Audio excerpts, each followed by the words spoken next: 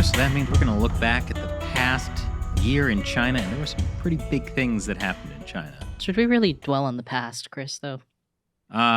What better way to look to the future than to understand where we came from? That's something that the Chinese Communist Party actually wholeheartedly disagrees with, I think. Yeah, that's true. Well, what about the remembering 70 years of glorious Communist Party tradition? Chinese? Or 100 years of CCP rule? Yeah. Yeah, that was definitely looking back at an accurate look at the past. They like looking back at the past, just with certain viewpoints. With red-colored glasses. That's good. Well, where do we want to begin with the biggest stories? I mean, I think one of the big stories that really came out over this past year was that China was setting up police stations in other countries without them knowing.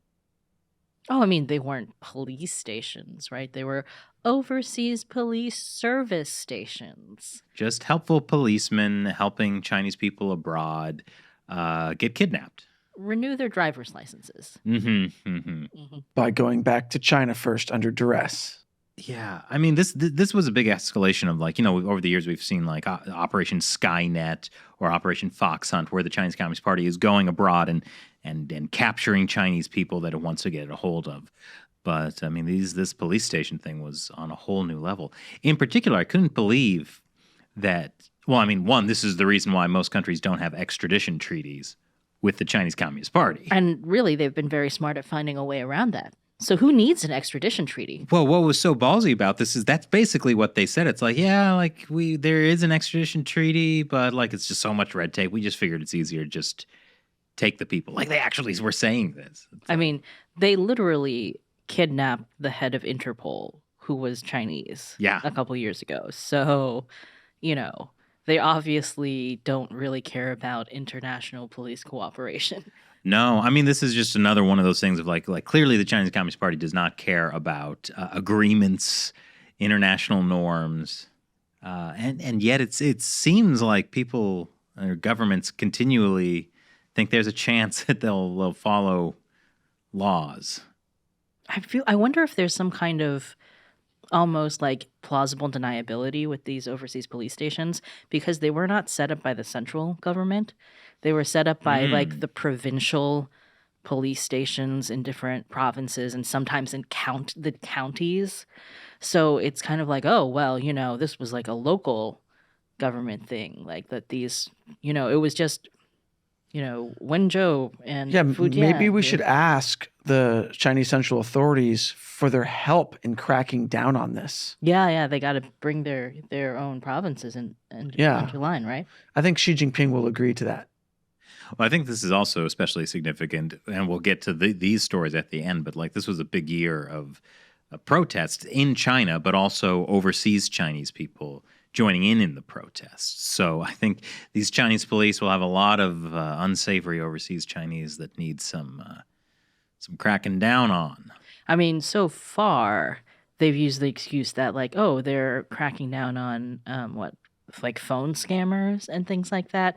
So we don't have any evidence yet that they're actually going after dissidents or whatever, but you can definitely see the line that this is going down. Yeah, I mean, we just have evidence of like, the Chinese Students and Scholars Association pressuring Chinese students, or all the other mountains of evidence we have that, overseas Chinese people get harassed by the Chinese Communist Party. Oh, yeah, I'm just saying that the police stations haven't been caught doing it yet. Specifically? Yes. No. And, when you have things like, what was that case where the FBI recently arrested this Chinese student for basically harassing and stalking another Chinese student in Boston. Yeah. For putting up posters that were like pro-Chinese democracy. Yeah, that was wild. Yeah, and that kind of thing is like they don't even have to use their police stations. That's true. And I don't think that, Chinese student understood that he was actually breaking the law in the U.S. Like he probably felt like, oh, well, I'm just doing my patriotic duty. Like the Chinese ambassador in the UK who grabbed the Hong Kong protesters. In Manchester, right? Yeah, he was like the consul general in Manchester who was like, it is my duty to pull his hair. What was wrong about that?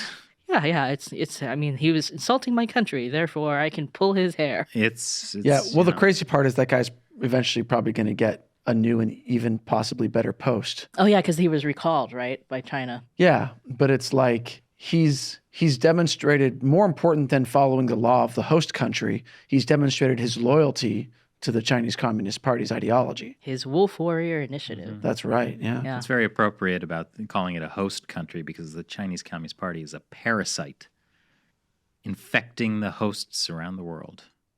I like that. It's really, I like the idea of calling the Communist Party like a parasite. It gives this, diseased, kind of filthy connotation to Nice it. try, It's Chris, like, but you're not gonna. Nope. They're very dirty. Nope. These Nope. communists. Nope. Communists Nope. are represented by red a lot. It's like a dirty red. Well, I'm glad you're starting the new year off right, Chris, by trying to make me say something that I'm just never gonna say. Wait, say what? I don't understand. what this You is know about. full well. Well, speaking of things that never really got off the ground, Russia's invasion of Ukraine. Ooh. That's pretty good. Yeah, I mean that was another big China story, and I don't think necessarily people connect Russia's invasion of Ukraine with being a China story, but it was actually significant for China in a lot of ways. I mean, first of all, I think a lot of people have forgotten sort of China's hand in the whole invasion to begin with. Like for months before the invasion happened, the Biden administration had been warning Russia was going to invade, and had even spoken directly to Chinese officials, giving them information about Russia, and saying, "Hey, this is going to happen. Can you talk to them?" Just like how successfully you've been able to talk to North Korea and get them to. I mean, we never don't do know that they ballistic said that, but essentially. No. I'm being facetious there. But yeah, they wanted China to say something to Russia. And the Chinese officials were like, no, it's crazy. You're over-exaggerating. And then they gave all that information to Russia. Yeah, that the U.S. was warning China that Russia was going to invade. Yeah. And then supposedly they were asking Russia to delay the invasion until after the Beijing Winter Olympics. Yeah, that was also something that came out of the U.S. government. So there's a filter there, but I wouldn't be surprised if that conversation happened. Yes, definitely. Because they met, Putin and Xi met right at the tail end of the Winter Olympics, I think, or right before. And didn't Russia do something? Didn't they do a special military operation during the Sochi Olympics in 2014? Oh, yeah, I think there was It was, something. Crimea. It was Crimea, right? Yeah. So basically, they had a history of doing that. So I could imagine Xi Jinping pulling Vladimir aside and being like, "Hey, don't rain on our parade over here." Well, actually, he probably wanted that because there was no snow in the Beijing Winter Olympics. So at least a little rain might have helped. Don't worry, they had the artificial snow. They had the artificial snow. That didn't make one of our top 10 stories. Oh of my the gosh, year, that feels so long ago, doesn't but it? It does. Yeah, although also Russia's invasion of Ukraine was end of February. So it Yeah, was that was a good way to kick off 2022. Yeah, I mean, I think we've all basically forgotten about the Beijing Olympics, but also they had less of an impact than the 2008 Beijing Olympics, because that was kind of like, China's debutante ball. They're sort of, coming out into the world ceremony. Whereas 2022, it's kind of like people are already kind of annoyed at China for, covering up COVID. And Well, it's also the Winter Olympics, and nobody cares about the Winter Olympics, which seems strange to me since there is a sport where you ski and then shoot something. That seems like the coolest thing around. yeah, no, I agree with that. There's also the one where it's, what is it? The shuffle. What do you call it? curling? Curling. You're Yeah. comparing curling to shooting guns? What is that one called? Biathlon. Biathlon. Okay. Yeah. Yeah. Which is not a good name for it. There's Right. only 2 athlons Yeah. in it. Well, I mean, it just sounds like a track event. Right, exactly. But anyway, Most events, I think, would be improved by the presence of guns. I think. pole vaulting. Yeah. Quick. And well, it gets you prepared for if there's a communist takeover and you have to get over the wall they build. So anyway, so Russia invades Ukraine, and now China is like, "Hey, come to us to help negotiate a ceasefire because we, China, are friends with Russia."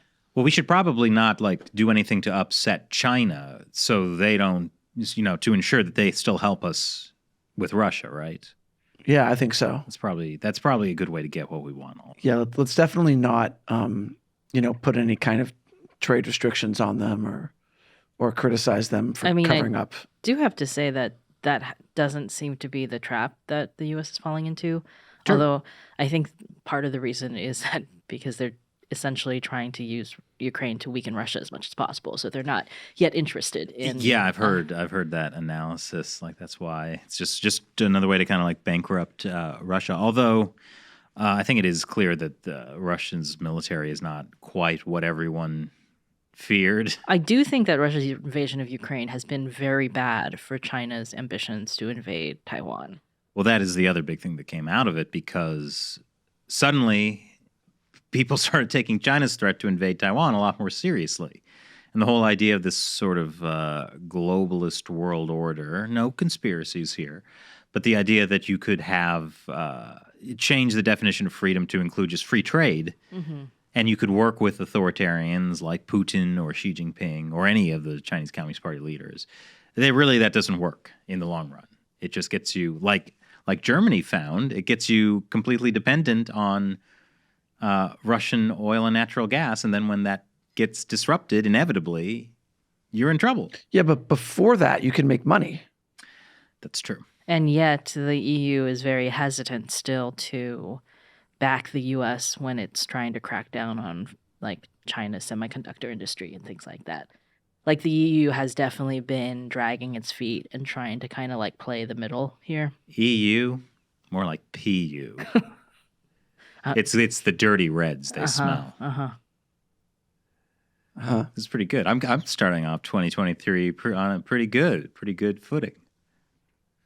That is still up for discussion. Well, I have a year to figure that out.